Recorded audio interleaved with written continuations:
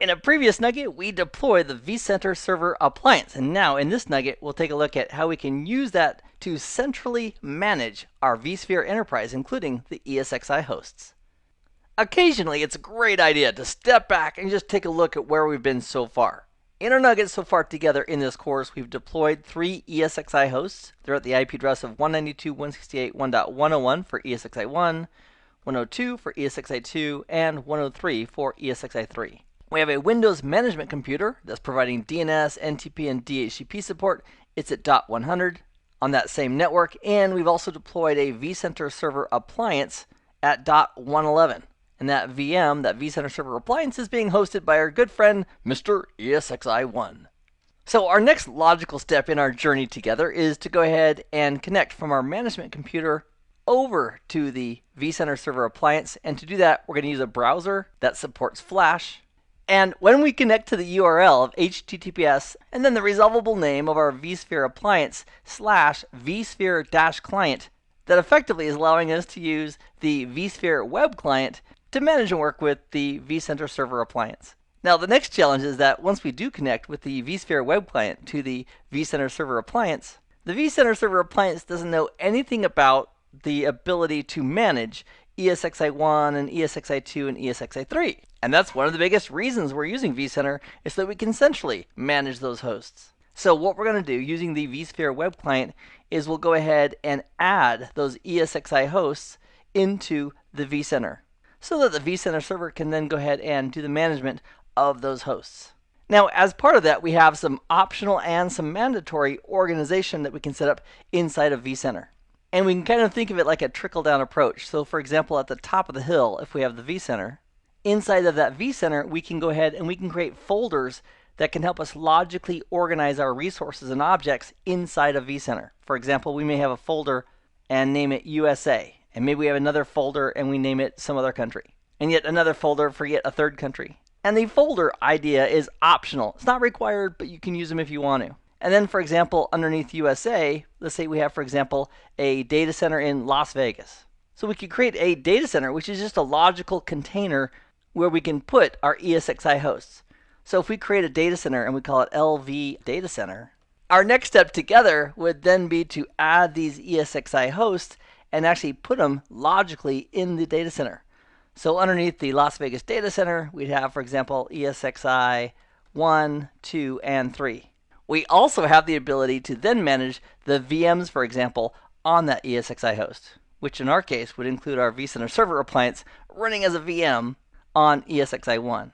We'd also have access to look at and manage other resources on that host. For example, network adapters we could then manage through the vCenter server appliance, or the local storage and local data stores on each of the ESXi hosts we could see and look at and manage through vCenter. That really does give us that fantastic centralized administration that vCenter was designed to do. So what we get to do right now is we'll go ahead and do a live demonstration to connect to the vCenter server appliance from our Windows machine.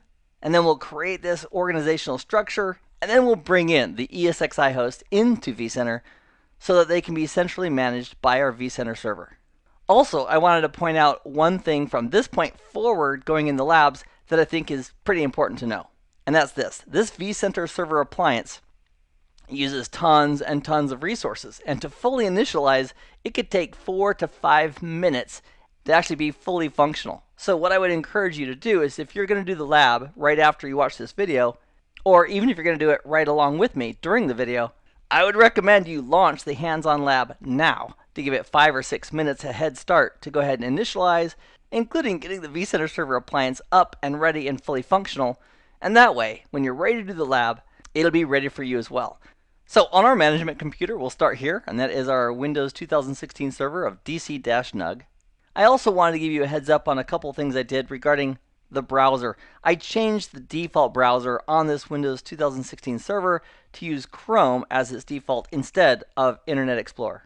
And the short story is, it was just easier to get the Flash working with Chrome than it was, at least for me, with Internet Explorer. So that was my primary reason for changing the default browser. I also created a shortcut right here for the vSphere web client.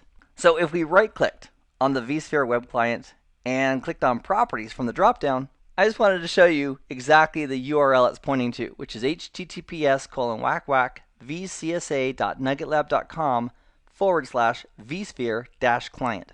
So it'll resolve the vcsa.nuggetlab.com over to 192.168.1.111, and then following that, the vSphere-client allows us to use the vSphere web client functionality as we communicate and work with the vCenter server appliance. So now that we've confirmed that URL, I'll go ahead and cancel that, and let's go ahead and double click on this link for the vSphere web client.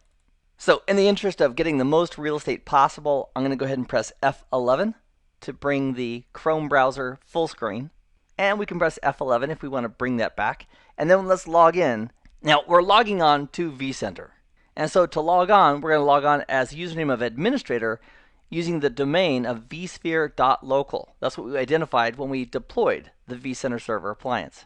So if you want to use the clipboard as part of the lab environment to avoid having to retype administrator at vsphere.local, you can use that feature. Or you can just manually type it in. It works either way. And then in the password field, we'll supply the lab password, which once again, we could use the clipboard feature in the lab environment to apply that. So with administrator at vsphere.local and the password supplied, we'll go ahead and click login. And then we'll give it a few moments to go ahead and get everything ready for us. This is also a good time to reinforce the idea that launching the lab early, let's say 5 or 6 minutes before you intend to use it, will save you a bunch of time right here as well. Or if you just launch the lab and then you click on that shortcut for the vSphere web client and it has some type of a message like the server's not ready or the URL is bad, it's very likely that if you just started the lab, the vCenter server appliance has not fully initialized yet, and you can just wait a couple more minutes and then try it again. So again, the short lesson is launch the lab 5 or 6 minutes at least before you intend to use it, and that way you won't have to wait. So by default, in the navigator pane over here on the left, it's showing us vcsa.nuggetlab.com. And also by default, the very first tab is the Getting Started tab, which is going to have information and help regarding whatever it is we're focused on. And these are kind of useful on what the various objects are and what they do here in the vSphere web client. And if we don't want the Getting Started tab available to us, what we could do is go up to Help, use the drop down, and simply select Hide all of the Getting Started pages. And that way it's one less tab. And if you ever need it back, you can go back to Help from the drop down and you can show the Getting Started pages.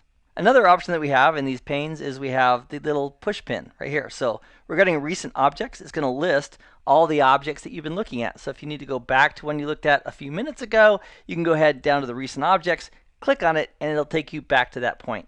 And if we click the push pin, it'll minimize this pane down here to the bottom. So we'll get more real estate. The same thing for recent tasks. It'll show us all the recent tasks.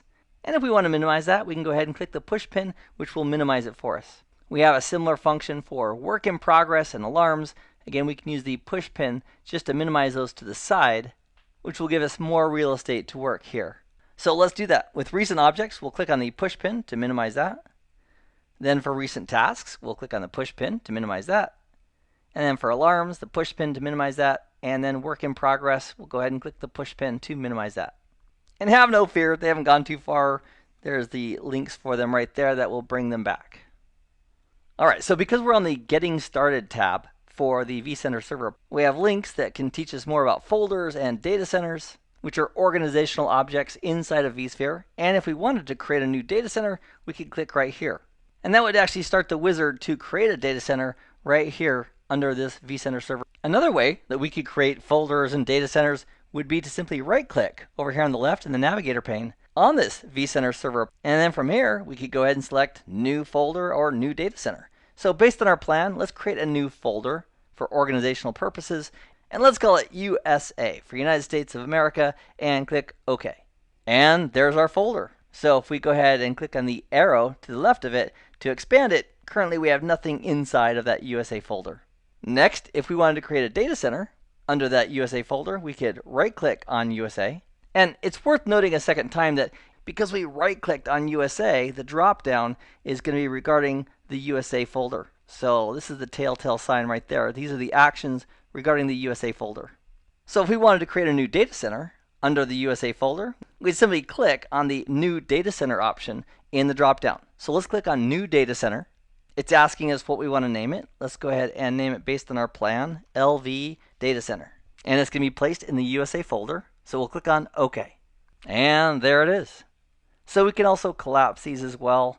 So if we collapse everything, it hides those objects. And by clicking on that little arrow to the left of the object, we can go ahead and expand or collapse it. So here under the Las Vegas Data Center, if we expand that, currently we don't have anything in it yet. And with the Las Vegas Data Center selected, the Getting Started tab tells us that, hey, this would probably be a great opportunity to add a host, an ESXi host.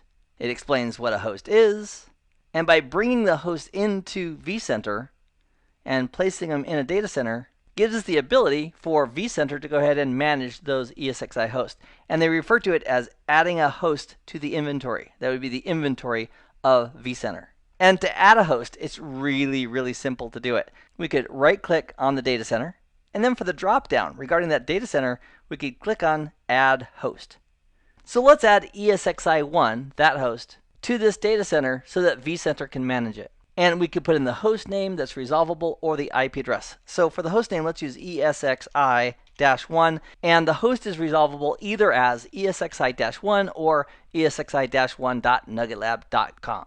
And so because it's resolvable either way, I'll go ahead and call it ESXi-1, and we'll click on Next to continue. Next, vCenter is saying, you know what, I need some credentials so I can talk to this ESXi host and get the ball rolling. So we'll put the username and password that has administrative rights on that ESXi host, which the username is root, and the password on ESXi1 is our lab password. So with that supplied, we'll click on Next. It's giving us the SHA-1 thumbprint of the self-signed certificate that's on ESXi1. If we weren't sure we're connected to the right ESXi host, we could go to that host on the direct console user interface, and from the menu system on the DCUI, we could actually see the SHA-1 thumbprint of that self-signed certificate. So we'll go ahead and click on Yes to continue. It's giving us a host summary. We'll go ahead and click on Next to continue. And it's now giving us the opportunity to assign a license. And in preparation for this lab, I've already assigned a license to the ESXi host. And so by default, it's going to accept that license that's on the ESXi host. And all we need to do is click on Next to continue. Next, it's asking us about lockdown mode for the ESXi host. If we select the radio button for strict, effectively, the direct console user interface at the host itself, that service is stopped, which implies that the only way we're going to be able to manage that ESXi host is through vCenter. Or, if we don't want to lock it down that tight, we could say we want lockdown mode to be normal, and that would allow the local console or the vCenter server. Or we could leave it as disabled and not turn on lockdown mode. So it depends on how secure of an environment you're in and how tight you want the controls to be. So for our lab, for the moment, we'll go ahead and leave lockdown mode as disabled and click on Next. Next, it's asking us regarding the VMs on this ESXi host, where do we want to place them? So if we had some, for example, VM folders set up, we could actually specify those folders, and that's where the VMs would show up in the user interface on vCenter. At the moment, we don't have any folders underneath Las Vegas Data Center for VMs, so we'll simply select Las Vegas Data Center and click on Next. It's giving us a summary of what's about to happen, and we'll click on Finish. Then we'll give that a few moments to go ahead and think about life. And in a moment, over here on the left, under the Navigator pane, it's going to go ahead and show us the ESXi1 host under the Las Vegas Data Center. So it's got a little red icon next to it for a moment until it's fully initialized and connected and up, and now it looks perfectly normal. Also, up here we have a refresh icon. So if we have data on the screen and we think, wow, that looks stale, or is that the most recent, we can go ahead and click on refresh, and that'll go ahead and refresh the screen for us. And then next to ESXi-1, if we expand that, it's going to show us the virtual machine, which is our vCenter server appliance that's running as a VM on that ESXi host. So that's one host down and 2 ESXi hosts to go to be incorporated as part of vCenter. So to bring in the other 2, we'll do them one at a time. We'll right-click on the Las Vegas Data Center. And from the Actions drop-down for the Las Vegas Data Center, we'll click on Add Host. And then we'll repeat the process for ESXi2. So we'll put in the resolvable name for ESXi-2 and click on Next. We'll put in the credentials that are local on ESXi-2, which are root, with our lab password, and click on Next. There's the SHA-1 thumbprint if we want to verify that regarding the self-signed certificate on ESXi2. We'll go ahead and click on Yes to continue. There's the host summary. We'll click Next to continue. We'll accept the license that I also applied to ESXi2 and click on Next. We'll leave lockdown mode disabled as well. Click Next. And then for any VMs, we'll also put them right in the Las Vegas data center. Now, ESXi2 and ESXi3, they don't have any VMs yet, and we'll click on Next. And then there's a summary, and then we'll click on Finish. And then we'll follow the same process to add ESXi3. So we'll right-click on the Las Vegas data center. From the drop-down, select Add Host. We'll type in ESXi-3, click Next. We'll put in the username of root with our lab password, which is the local user root on ESXi3. Click on Next. Click on Yes regarding the self-signed certificate. There's the host summary. We'll click on Next. And we're going to accept the license that I placed over on ESXi-3 and click on Next. And regarding licenses, in another nugget, I will walk you through how to both input and apply licenses for both vCenter as well as ESXi hosts. For now, we're focused on the functionality of getting vCenter set up and importing the ESXi hosts. So we'll leave lockdown mode disabled. We'll click on Next. We don't have a separate location for the VMs on ESXi3 if they existed, which they don't. We'll click on Next. So here's our summary of what's about to happen, and we'll click on Finish. And in just a few moments, on the navigator pane here on the left, ESXi3 will show up. And again, if we need to, we can click on the refresh icon up here to refresh the display. So there's our 3 ESXi hosts. We have ESXi 1, 2, and 3, all incorporated in our Las Vegas data center within a folder called USA as part of our vSphere management system called vCenter. And if we go to our recent tasks, we have adding our 3 standalone hosts. And if we caught this sooner, it would have also showed us the creation of the Las Vegas data center and also the USA folder. And so to minimize the recent tasks, we can click on recent tasks here, and that will re-minimize it for us. So in this nugget, we set up some organization inside of vCenter using the vSphere web client. We created a folder called USA, a data center called LV Data Center, and then we brought in the 3 ESXi hosts as part of that data center, so that now we can manage and work with those ESXi hosts and their VMs as part of vCenter. And now, my friend, it is your turn. So in the hands-on lab, practicing what we've just gone through together will help reinforce those skills and the learning that's taking place. So have some fun with the lab, and I'll see you in the next video. Meanwhile, I hope this has been informative for you, and I'd like to thank you for viewing.